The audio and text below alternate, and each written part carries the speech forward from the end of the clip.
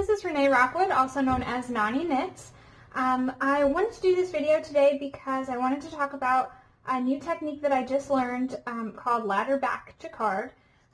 It creates nice and stretchy floats for color work when you have these long float areas. And you can see here, this is a pattern that I'm going to be releasing soon. And you can follow my Instagram to find out when that release will be. But I wanted to show you this because it demonstrates the difference between the Ladder Back Jacquard, or I think some people call it LBJ for short, and standard color work and what the difference is. So when you look at a standard bit of color work, you've got this sort of tucking that happens here, and these floats are not very stretchy. So when you go and pull on that, you notice it just really doesn't have much give to it. And so in a sock, especially when you do color work around the ankle, you can really get too tight, and sometimes that can cause you know, some major fit issues. Another thing about standard color work that you notice is when you do stretch it out, you notice these ladders that happen if you tend to be carrying kind of in the same area if you're tucking those floats across the ladder there. So you get these, you know, specks of yellow across this beautiful blue. Whereas if you notice here with the Ladder Back Jacquard, when you stretch it out, you really don't see any of that. And that is because it creates this beautiful kind of mesh, and it's essentially its own little, I don't know, it's like its own little cage back there. So it's a separate bit of fabric that you connect in. So it makes it really nice and stretchy. You're able to do a lot more. You can carry those longer floats without it looking, you know, as speckled, I guess you could say. And then I think it's a little bit more comfortable to wear as well. So kind of a neat thing. So those are the reasons that you want to use this technique, especially if you have, you know, an asymmetrical pattern like this one, where you're going to be carrying across a lot of plain stockinette before you come back to doing any patterning. So there are a number of different ways that you can cast on, and I just did kind of a basic, you know, normally I do my socks from the toe up, but I just wanted to kind of show you guys what we were doing today. So with this technique, there are a number of different ways that you can cast on. The way that I learned that worked really well for me was with a knit front and back. So if you're doing a stitch pattern like this, well, here, I'll use this one as an example. If you're doing a stitch pattern like this, these floats are fairly close together, so you could do standard color work through it. I did for this pattern. I found that I actually liked it better doing it throughout the whole thing, throughout the whole color work chart. So I started it down below, down in this area. So with that, there are a number of different ways that you can cast on the second color. The way that I did it was I did a knit front and back every fourth stitch. So knit 2, 3, and then knit in the front and the back. And then we're going to do that the whole way around. And I mean, for me, I don't think it necessarily matters what your pattern is. I just think that that's kind of a good distance for a float. And it keeps it kind of nice and tight to the, sorry, I lost count. It keeps it kind of nice and tight without, you know, I'm sure with socks you're going to end up sticking your toes through the holes if you're not, you know, if your ladders are too long. So I think in patterns that specify using this Ladder Back Jacquard technique, I think what they do is that they mark where you're supposed to put the LBJ stitch by using a red line. The Twinkle Toes pattern that I'm talking about here, I didn't put any red lines. Like I said, I just learned this technique with this. I had one of my pattern testers who is absolutely amazing. Her name's Yolanda. She told me about this technique, and so I think it just really was perfect for this. And so I just incorporated some video tutorials. I'm making this video tutorial to put into that pattern, but as well I'm just going to release it on YouTube so that, you know, share the knowledge, right? So there were a couple of videos that I watched to help get started, and I just felt like the things that I learned through it, I felt like weren't really necessarily addressed with them. So like I said, there's 3 ways that you can cast this on that I am aware of. I'm doing the knit 3 stitches and then knit into the back loop. Another video that I watched,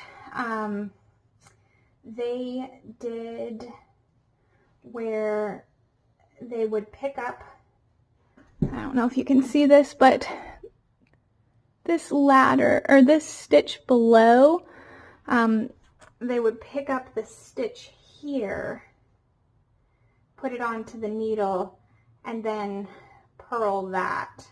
I found that when I tried it that way, that it really distorted that stitch, and so it just wasn't good for what I was trying to accomplish with it distorted these bottom stitches down here, and with this pattern being so delicate, it just really didn't work for me that way. Another way that was suggested was to do a basically a twist loop, and then you would, oh, I think I put that on the wrong needle.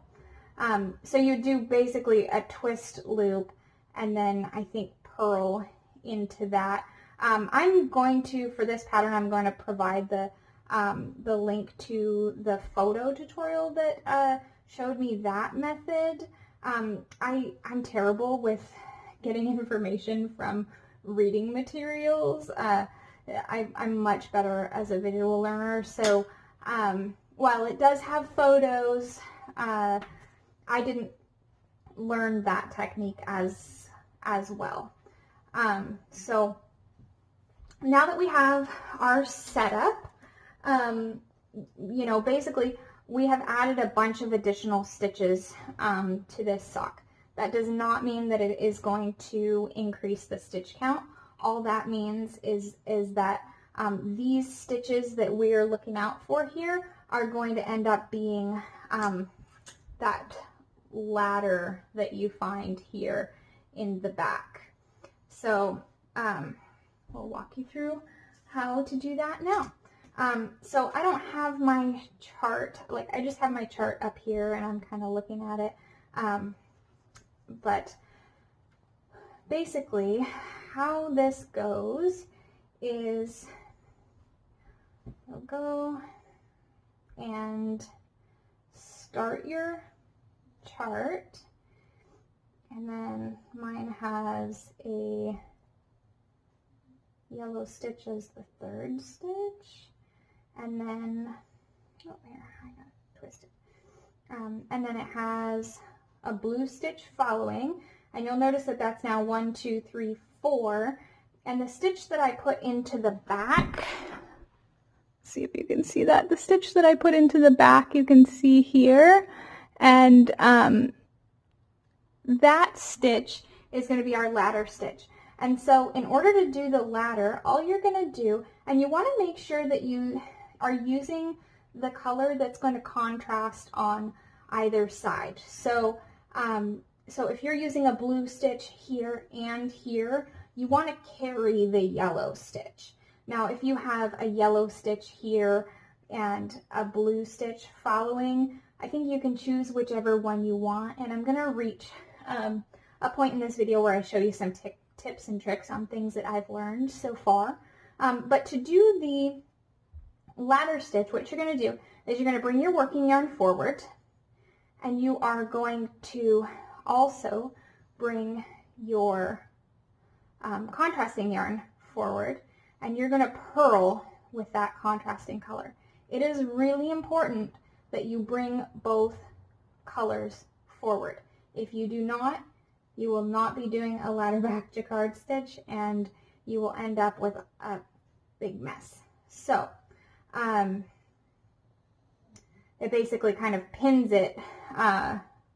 It basically pins that stitch down. So you want to make sure that you always bring both yarns forward. Okay, so then you see I've got my 4 actual stitches, my 4 actual pattern stitches, and then I've got this main working color that's going to cross over the front of the ladder back jacquard stitch. Okay, and then so I'm going to work in my patterns order with another 3 blue stitches, and I'm going to get to a yellow. I'm going to go ahead and, oh boy, I'm making a mess. I'm going to go ahead and loosely work that yellow stitch, and then I've reached another ladder back jacquard stitch here, and so I'm going to bring, that's my working yarn now, my yellow is my working yarn now, and so I'm going to bring forward the blue to purl into that ladder back jacquard stitch, bring that yarn back into the back, bring the yellow back into the back, okay, and now my next stitch is blue. So then I will go forward working on this in this way throughout the first row. And once you get, so I'll bring that forward, bring the second yarn forward, and purl, bring that working yarn back. So once you get the hang of it, and once you get this first row established, we'll go through and I'll show you what it looks like once it starts building. Because at first it seems really confusing, because when you're looking at your pattern, you're going to think that this is, you know, the pattern is blue, blue, yellow, blue, yellow. But it's not, because this stitch, this yellow stitch, is one of our ladder back jacquard stitches. And you can kind of tell because if you look between here, if you separate these stitches, you can kind of see it a little bit. You can kind of see where that separates. And once you get all of this established, it will cinch together as it goes. So with that, I do want to show you further how this goes up a little bit further, and I also want to show you how to cast it off. Unfortunately, I don't have another project queued to display for you at the moment. This was kind of a last minute thing, so if you don't mind, if you could please hold, I will be right back.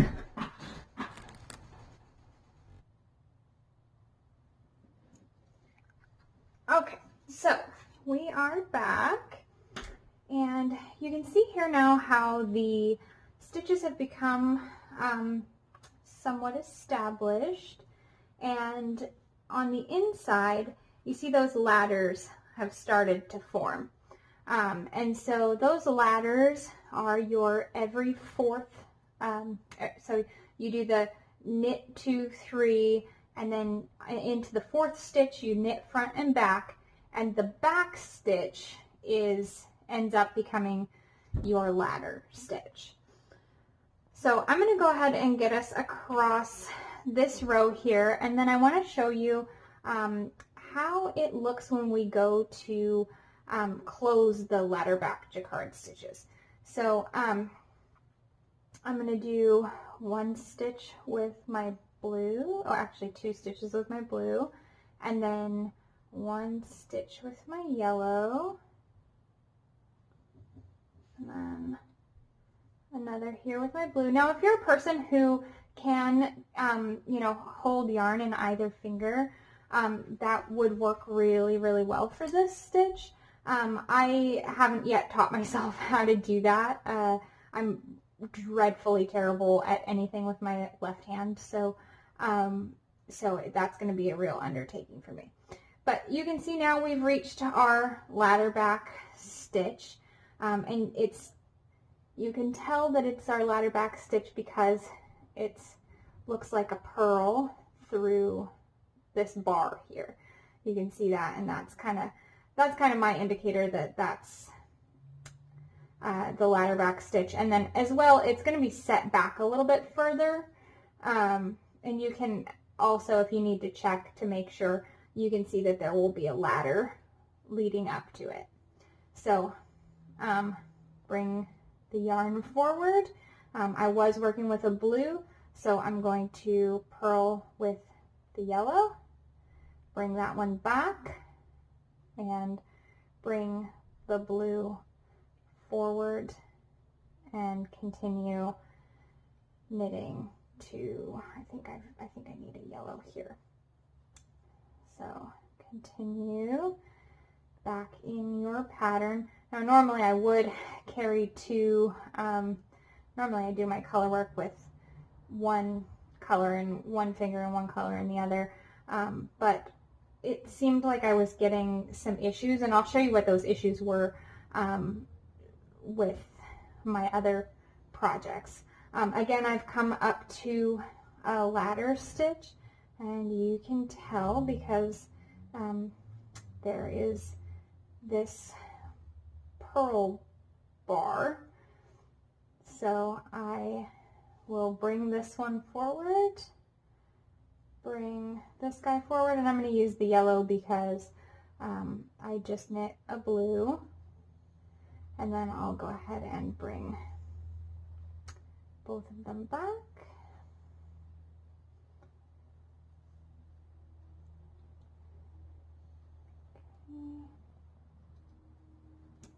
I've got this yarn very twisty. Okay, so now this time I've just finished using a yellow, so I'm going to bring the yellow forward, purl with the blue, bring the blue back, bring the yellow back, continuing with the blue,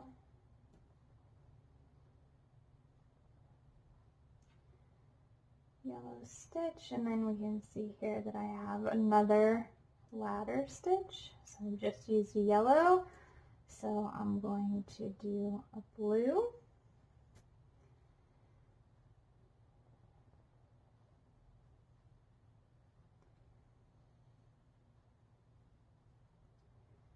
and reaching another one, so I'll bring that forward, purl with the yellow, bring the blue back,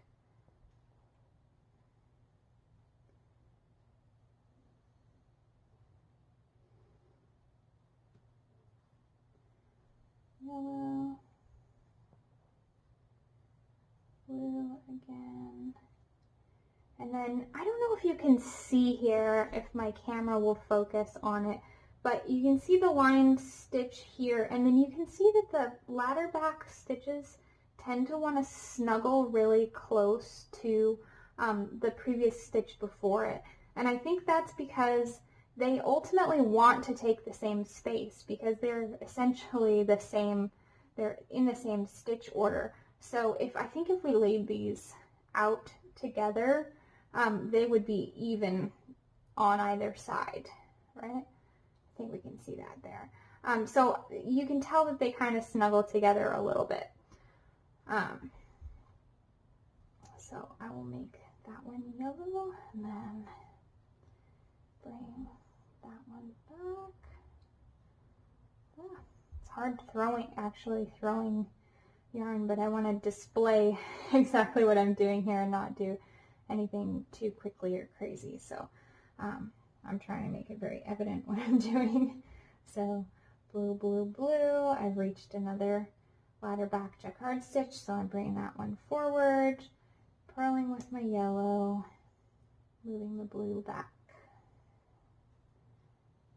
here. There's another yellow,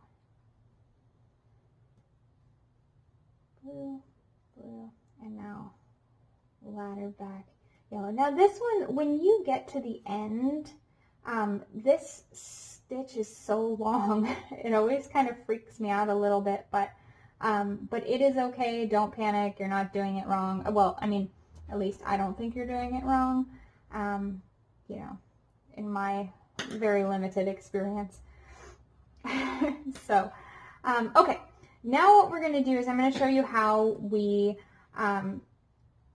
close these ladders. Oh, they look a little messy to me, but maybe that's because I'm just not established yet very much. But so I'm going to show you how you close the ladders for when you go to plain stockinette. Because, you know, I don't want to do this through the whole entire sock. So I do come to a point where I get to go back to knitting just a single color. And so that makes it a little bit easier. You just do only that band of coloring. Oop, hey, flowers. So, to close them, all I'm going to do is I'm going to make my way to one of the ladder back jacquard stitches, and we can see it sneaky in there. And I'm just going to slip, slip knit. So slip, slip, knit, and it's gone. Because like I said, you know, they want to be in the same space anyway. And so if you slip, slip knit them, it just basically puts them in the same space. So slip, slip, knit. And then you can go on about your day and continue knitting in stockinette without any issue. So slip, slip, knit. And so that's how it doesn't increase your overall stitch count, because it's creating that separate web back behind that doesn't ultimately end up touching. I mean, when you're working in pattern like this, you know, it does touch, but as you can see, when you're just doing, when you're just carrying it across a long stretch where there's no color change. So here you can see all of the color change in here, but you can see also it gets a lot looser when you don't have any color changes, and you kind of just end up with this separate mesh fabric. My understanding is that this is something that's used in commercial knitting a lot as a way to do colorwork patterns. So that's how you do the closing of it. Not too bad. I'm going to bring in another project that I've been working on, which is this pattern is one of the Sock Madness patterns for this year. The pattern is called The Only Way Is Up. It's by Roz Clark. It's a very unique pattern, and I'm really having a lot of fun knitting it. But you can see here, I've made some mistakes. And I wanted to show you this because I've learned some things along the way. So you can see here, along the top of the sock, when you stretch it out a bit, you know, it's pretty well, it looks pretty decent. You know, it doesn't kind of pucker a whole lot or anything like that. But when you get down to the bottom here, we can see that I've made some mistakes here. And those mistakes, what I learned was that it is actually important which yarn you choose to carry back behind. Because if you choose to carry, if you choose to make the ladder orange when you're within an orange, rather than making it purple like it ought to be, then you get these weird kind of lines in there, and then it really looks quite odd and sort of looks like holes in it, but there's no hole in it. But so that was one thing that I learned, you know, making sure that you are actually using the right color yarn when you're doing your ladder in the back. And then another thing is, let's see if I can find out where they're puckering incorrectly. Oh, here. Okay, so you can see here that where this should stretch out and be a straight line like this, it should stretch out and be a straight line, but instead this one goes really kind of wonky, and that was because I didn't choose which color ladder and stick with it. You know, I was going kind of willy-nilly, and so it ended up doing this like very odd thing. And so what I've figured out to do is, you know, if I'm doing the 3 orange, then my ladder I make purple, and then I work into my purple. So that's another thing that I learned there. You can see when you're doing color work, oh, that dog hair. When you're doing color work like this, you can kind of see how I started out and it's a little bit chaotic here. Like it doesn't make a whole lot of sense. But as we're moving up and I'm getting a little bit better at what I'm doing, you see that I'm doing the purple throughout that full arrow and the purple throughout that full arrow, and you can actually kind of start to see the shadow outlines of that. And I think that that's important because what I'm finding is, you know, those are the ones that look really decent when I'm stretching them out. So since that is kind of the goal, those tips were things that I've kind of learned along the way of making this pattern. This pattern is not actually a color work pattern. It's supposed to be done with knits and purls, but a lot of people on the Sock Madness group were doing it in color work, and I thought it was really neat, and so I wanted to try it that way. Of course, the construction of this sock is really odd as well, so that's kind of been a fun challenge as well. So I think I've covered everything that I wanted to kind of cover about the Ladder Back Jacquard, the mistakes that I've made, you know, all of that sort of thing. I think that this is a really cool technique. I think it does actually really add stretch and comfort to your color work socks. So I highly recommend checking it out. And if you have any questions, if you're running into issues, I don't know if I'm the right guy to help you, but I'd love to try. I seem to be coming into kind of a rhythm with this, and I think that it's working out pretty well. So if you have questions, please feel free to reach out. If I can't answer them directly, I will get the answer for you, and hopefully we can get everything all sorted out for you. So thank you guys for watching, and I hope that you have a wonderful afternoon and happy knitting!